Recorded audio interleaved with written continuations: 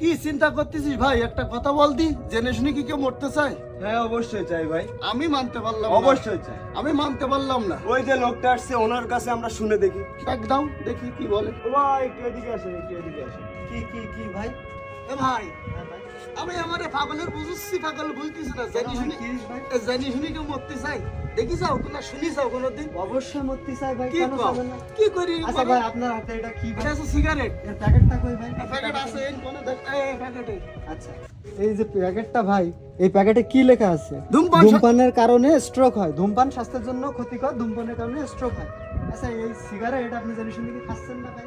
ভাই এই জিনিসটা ভাই আমি আচ্ছা, বোঝাতে এইটা চাচ্ছি। যদি আপনি জেনে শুনে খান, তাহলে আপনার কি মরণ হবে না ভাই? মরণ হবে, কিন্তু বিনোদন তো মিস হয়ে যাবে। কেন ভাই?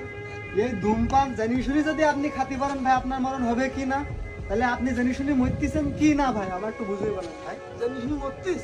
তা কি ভাই, এই যে সিগারেটটা আপনি জেনে শুনে তাহলে এটাই আমি বোঝাতে চাচ্ছি আপনাকে, আপনি তো বুঝছেন না। তাহলে যা, আজকের থেকে সিগারেটই খাবো না। হ্যাঁ ভাই, এই সিগারেটকে না বলুন, ধূমপান স্বাস্থ্যের জন্য ক্ষতিকর। আপনারা যারা যারা ধূমপান করে থাকেন, আপনারা ধূমপান করবেন না। আসলে ধূমপান আমরা কিন্তু জেনে শুনে আমাদের মৃত্যুটাকে আমাদের কাছে টেনে নিয়ে আসি। তো যারা যারা ধূমপান করেন অবশ্যই সচেতন থাকবেন। সবাই ভালো থাকবেন।